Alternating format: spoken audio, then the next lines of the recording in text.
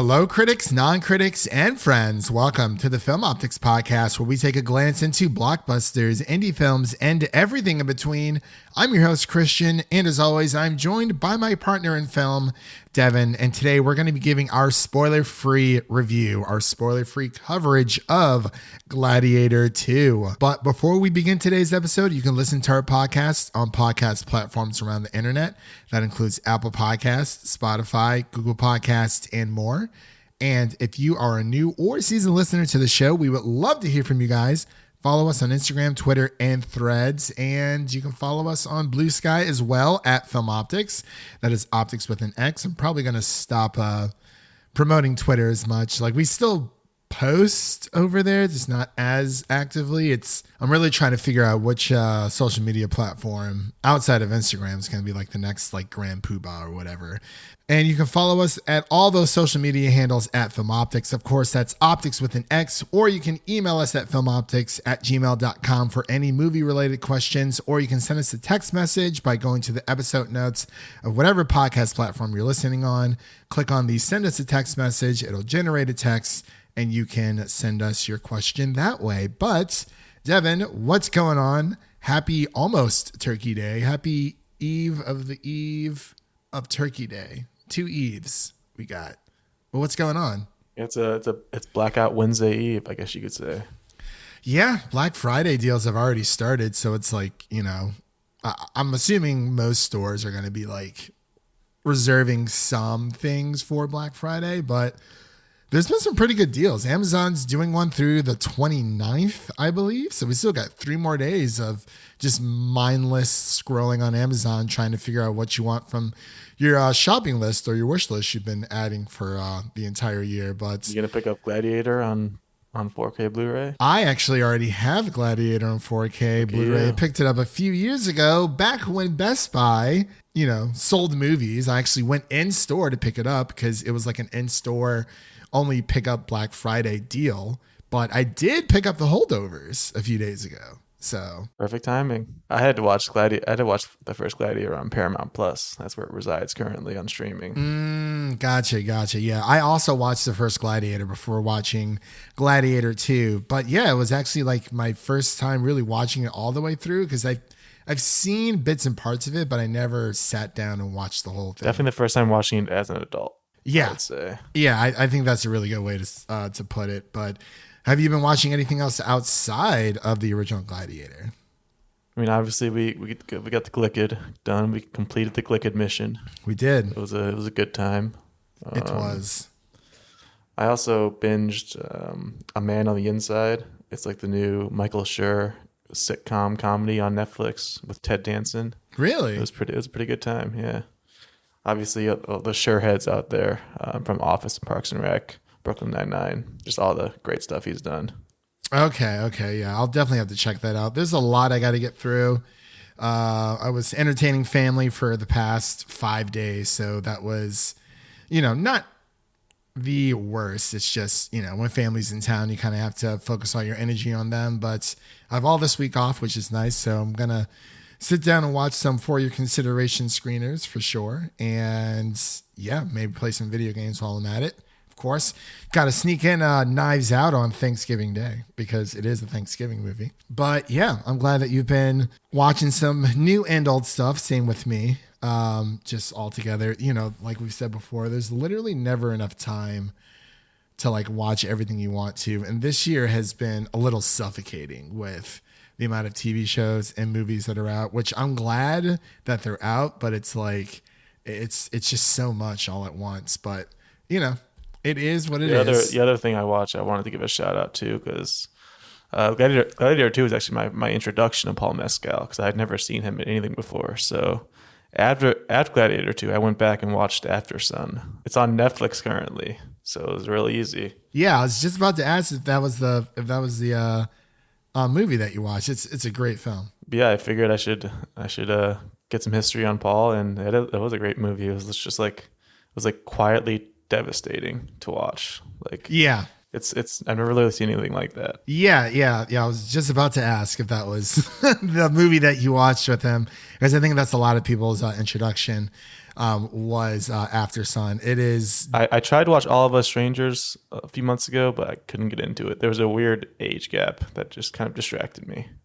I gotcha. Yeah, I saw that one too. I enjoyed that one as well. But After Sun, that hit me home. And if you're like a parent, it's definitely gonna like hit you home for sure, like 1,000%. But as we mentioned, we're going to be talking about Gladiator 2. Again, this is spoiler free, so we're not going to be getting into the weeds and potatoes like Amanda and I did for our Wicked review, because that story has been out for a while. But we did have a non-spoiler section and then a spoiler section on that episode, so you can definitely check that out. But without further ado, Devin, we're just going to dive straight on into the to the battle arena here. We'll be right back after this introduction to Gladiator 2. I remember that day. I never forgot it. That a slave could take revenge against an emperor. Where were you born? I don't know. I never knew a mother nor a father. You will be my instrument. Who are you?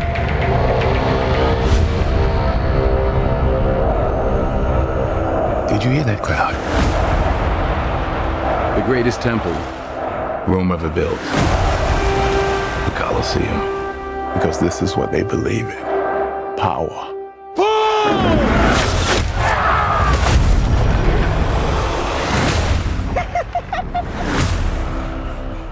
And we are back with our Gladiator 2 spoiler-free review. This film is directed once again by Ridley Scott, the man, the myth, the legend himself.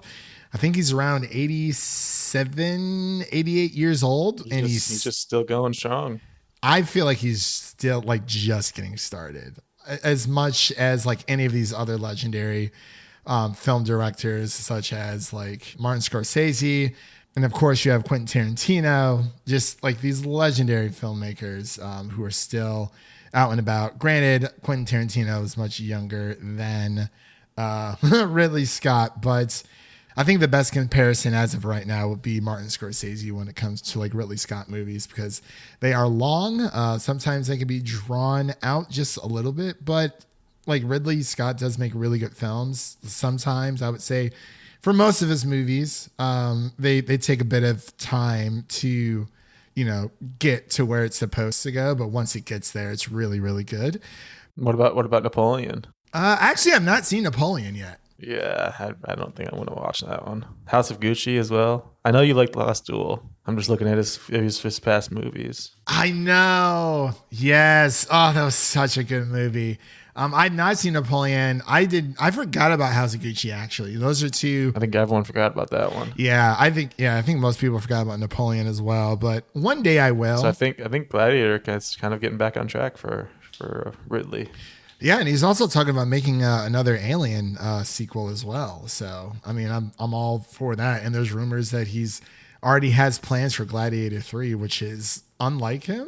Like, I feel like for Gladiator, I felt like maybe this is like, okay, like I have one more Gladiator movie in me. But we'll definitely talk about that more here in a second. Yeah, the rise of legacy sequels. Yeah, I know. Yeah, it's getting not out of hand. They're just ramping up, They've been all pretty good so far, so I can't really complain too much. Yeah, that is true. We had things like Top Gun Maverick, so that was actually really, really good. And I quite enjoyed this one as well. But the writers of this film also include David Scarpara, Peter Craig, and David Franzoni, and stars Paul Mescal, Denzel Washington, Pedro Pascal, and many, many more. So, like I said, this is going to be spoiler free. We're not going to be talking about what happens in the film. This is a 2 hour and 28 minute film, basically 2.5 hours.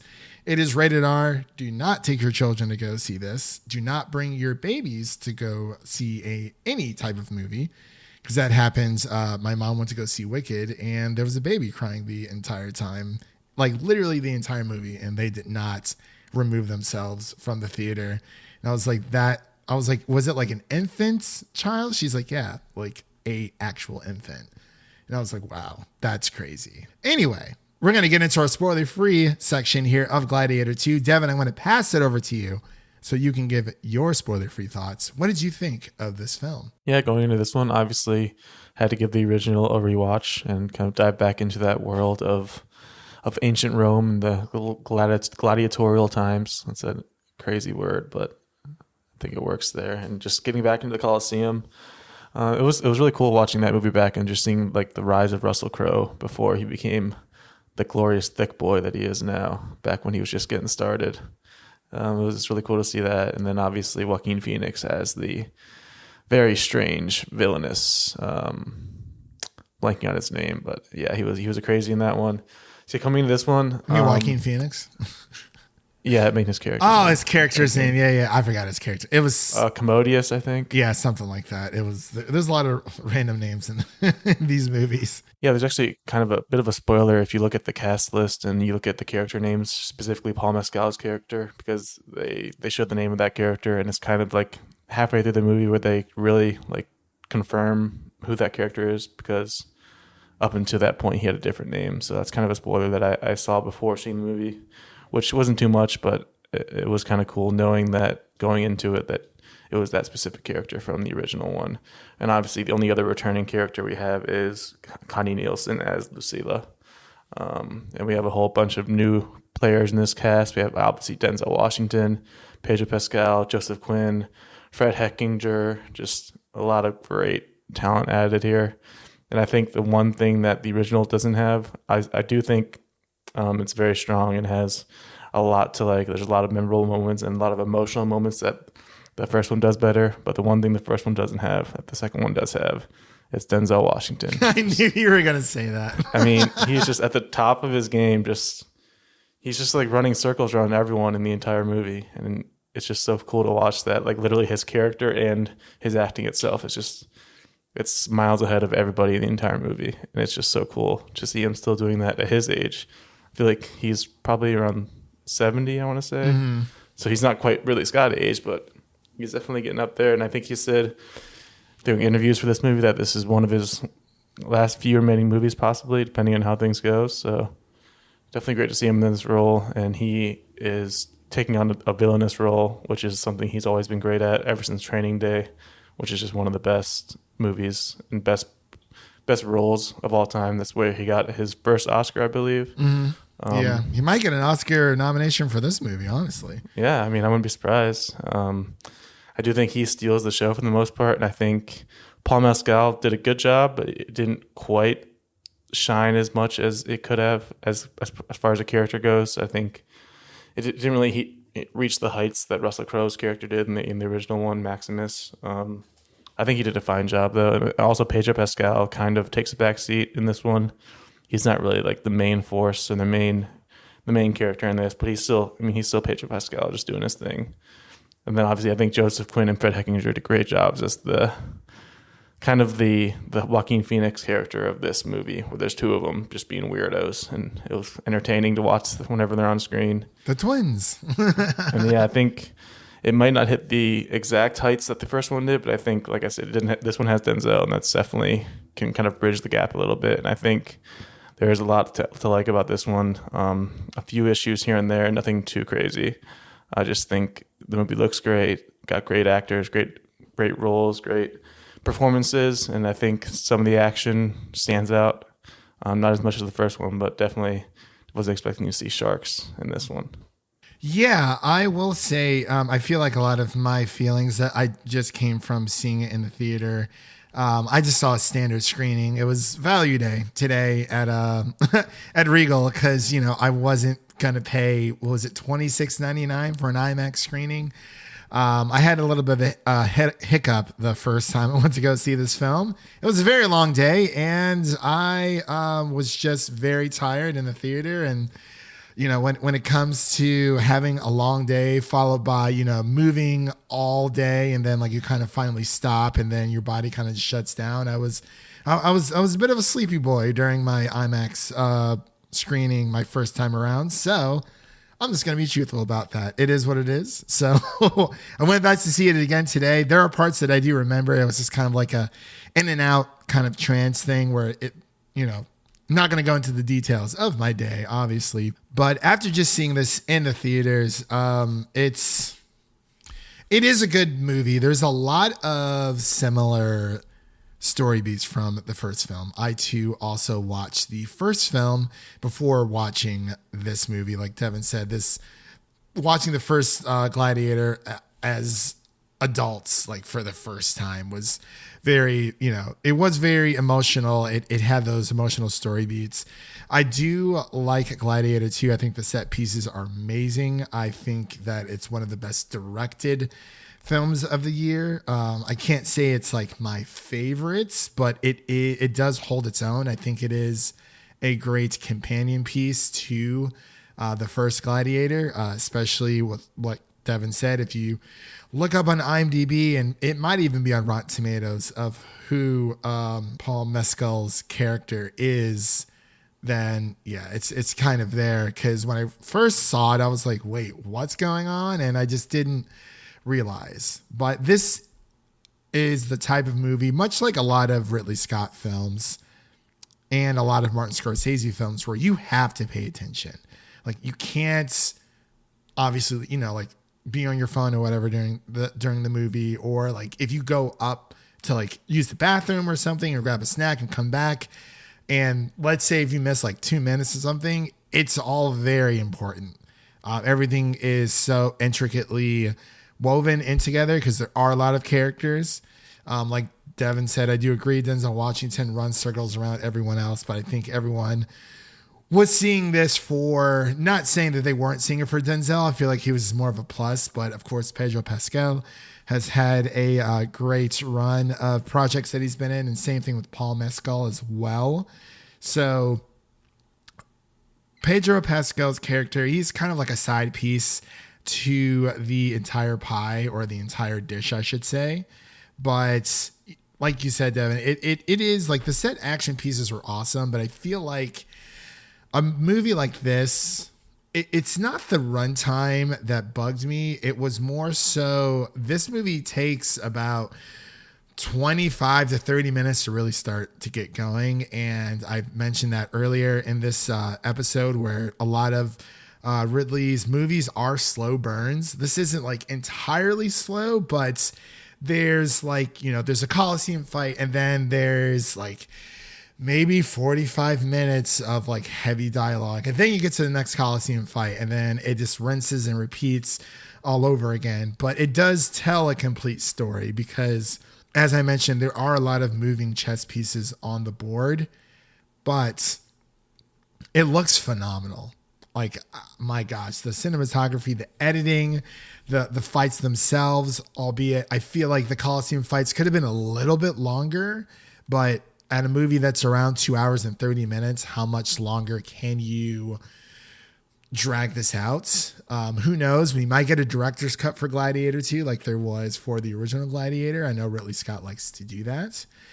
But with everyone involved, like, I liked Paul Mescal's character. I think he did a great job. Not as iconic as Maximus, but there's something just missing about the movie, where I like the first Gladiator film. I'm not like, oh my gosh, it's one of the best movies ever made to me. And I like Gladiator 2, and I think it's a good movie, but I wasn't blown away by everything.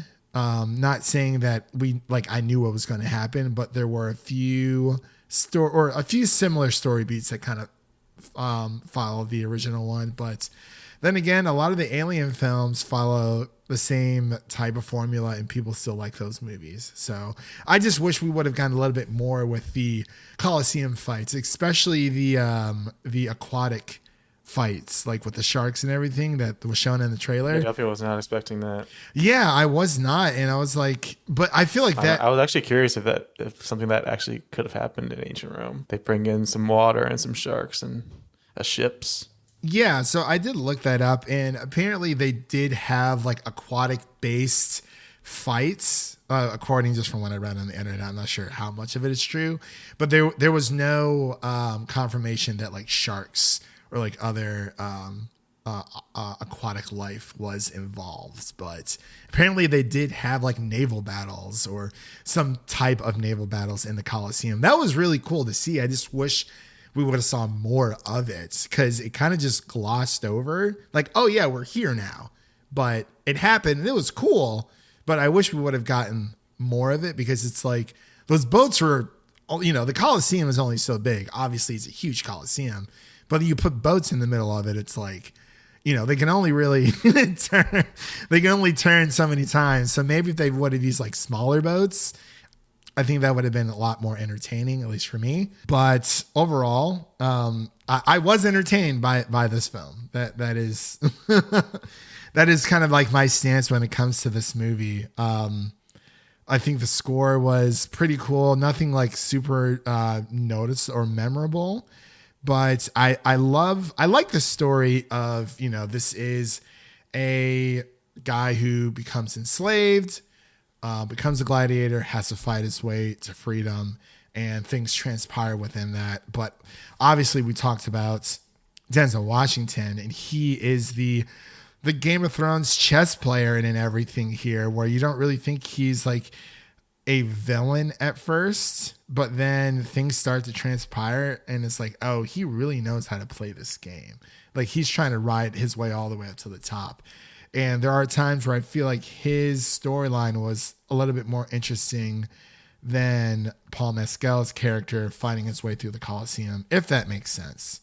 Because I thought it was pretty interesting how everything started to play out. But overall, I did have a good time. But I wanted to pass it over to you, Devin. Was there anything that you wanted to mention that we have not been able to touch on? Obviously, we're in spoiler-free territory, so we can't talk too much about it. But was there anything else you wanted to add to the conversation? Yeah, without going too much into spoilers, I do appreciate how the story, when it starts, it seems like it's just going to be kind of a basic run-of-the-mill revenge storyline, centered around Paul Mescal's character and him just avenging the wrongdoings in his life. But I think the movie gets elevated by advancing past that and including Denzel Washington's character kind of being more of the focus towards the end, instead of just the basic revenge story that it could have been, which would have been fine. Like, would have been a nice, easy to follow revenge tale. But I think adding in this other element definitely makes things a little more complex and a little more intricate as far as the story goes.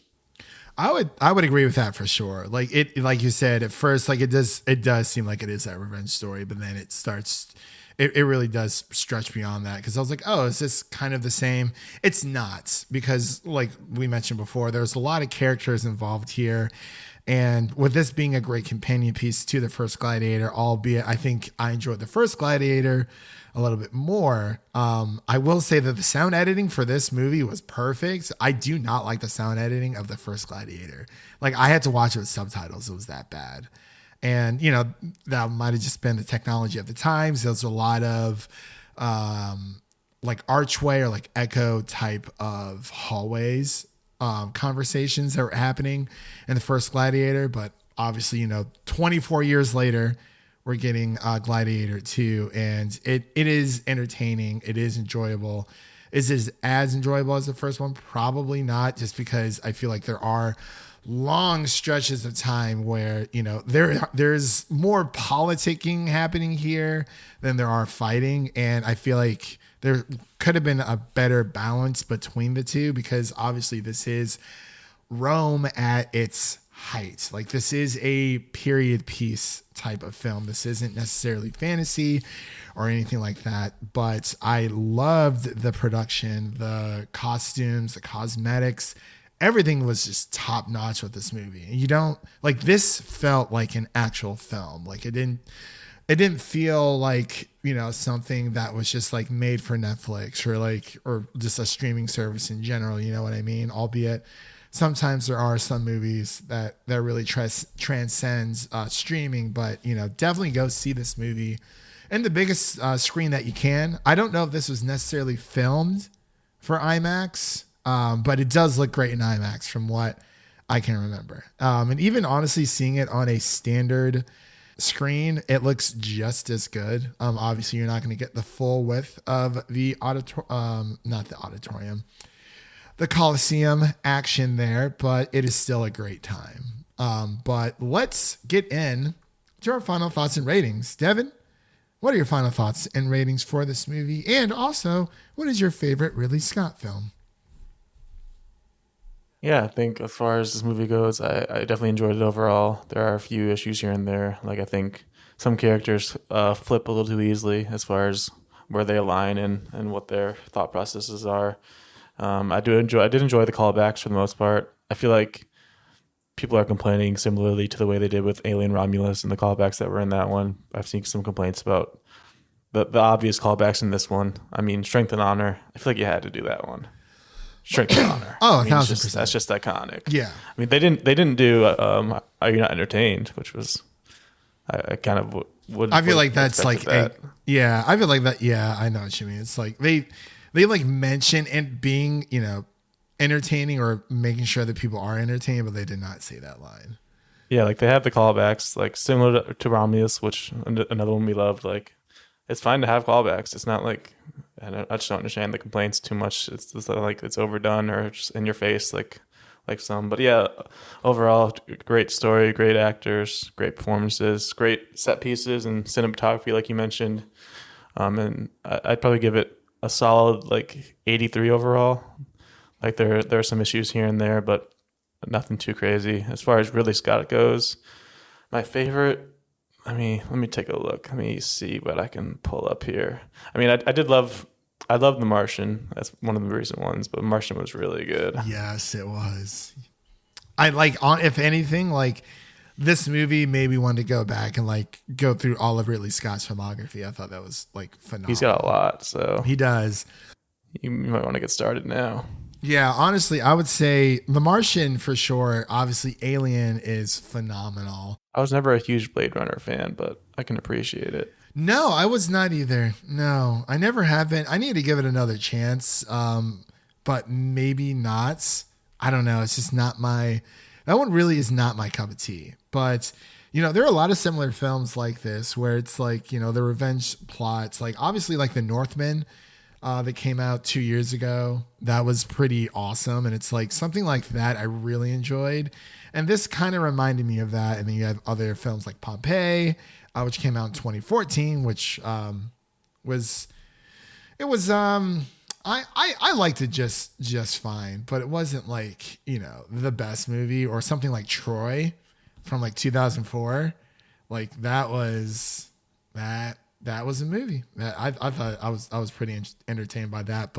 Or 300, there's a lot of these Spartan-esque film movies or, period pieces set in like Greek or Rome, things of that nature where I think Gladiator 2 definitely fits into the mix. It is a great companion piece. I would probably give this film an 80 out of 100. I think it is a great film. I think honestly, like when it comes to Letterboxd, I'd probably give it like maybe 3.5, 4 stars, like somewhere between there. I would not go any lower than 3.5 stars, and I wouldn't go any higher than 4 stars, at least for me. But I feel like the runtime was not an issue for me. It was the pacing, and sometimes Ridley Scott's pacing can just be drawn out. And I watched the original Gladiator. Not the theatrical, but the director's cut. And, there was differences, but it was just more of the same movie. Nothing too extensive, but it was like an extra 15 minutes long. So, it is what it is. So yeah, I would give this an 80 out of 100. I think me and Devin kind of feel pretty much the same way about this movie. Like it was a great spectacle. Everyone should go see it. Of course, within reason, it is rated R. Do not bring your children to this unless, they really just aren't really going to pay attention or whatever. But Devin, you say you gave this an 83 out of 100. I think this is one of the rare films that you've scored higher than I have, but not, by much. 3 points isn't all that crazy, but So out of Devin's 83 out of 100 and my 80 out of 100, the official podcast score between both of ours is going to be a 81.5 out of 100 for Gladiator 2. I'm thinking maybe we should go to like letterbox scoring for next year. I feel like that might be a little bit easier because I think it'll make it a little bit interesting because you can give like 2 separate movies a 4 out of 5 for different reasons, or like 5 out of 5 for different reasons. So I think that would be pretty cool. I don't know. We'll have to test that theory out. We'll have to make like an actual chart. So I think that would be a little bit more interesting for sure, and a little bit more relatable to the Letterboxd community. Because if you're not on Letterboxd, what are you doing with your life, right? Devin, are you on Letterboxd? I have one, yeah. I have not used it very much. Devin. You got to get on it. It's just like a little journal for watching movies. You don't necessarily have to. I can definitely see the utility of it. Yeah. It's fun. I would definitely recommend being like at least a pro member, because if you're not, you will get bombarded with ads. It used to never be that way. Of course, all apps start out very innocent. Then they get tainted by revenue. Looking at you, X. I know. Oh, hey, ads are coming to Threads next year. So, it was only a matter of time. Yeah, I'm sure Blue Sky will be soon after. Yeah, it's not ran by Elon Musk, but it is ran by the other robots. The Zuckerbots. But with all that said, that does conclude today's episode. If you enjoyed what you heard, make sure to subscribe to our podcast on your preferred podcast platform of choice. Make sure to follow us on Threads, Blue Sky, Instagram at Film Optix. That is Optix with an X for all that social media garbage. And don't forget to share an episode of our podcast with a fellow movie lover in need, whether it be your mother, your brother, or your significant other. Spread the love for the Film Optix podcast with a movie lover in need. And now let's take a sneak peek at what's coming up next on the show. I think we're going to be covering films such as Moana 2, not the first one. Maybe The Lion King, Sonic the Hedgehog 3. We got to cover that one. Craven, maybe. I don't know. Man, there's a lot. I think I want to see Y2K when that comes out. Oh, as well. Yeah, we're definitely covering Y2K. Like 1,000%. That's like priority numero uno. We're doing that one for sure. But when it comes to new review releases that you can listen to right now, of course, we were talking about how Gladiator 2 and Wicked came out in the same weekend. So you can check out my review that I did with Amanda for Wicked. There is a non-spoiler section at the front half of the episode, and then we get into spoilers towards the end. That was a spellbinding adaptation. It was amazing. And of course, you can also check out our The Penguin Season 1 review, which Amanda also joined us on, as well as Mike for that one. So that was a lot of fun. And we've also covered Agatha all along, Season 1 breakdown. And I'm also going to keep pushing our Smile 2 review, because that movie was awesome.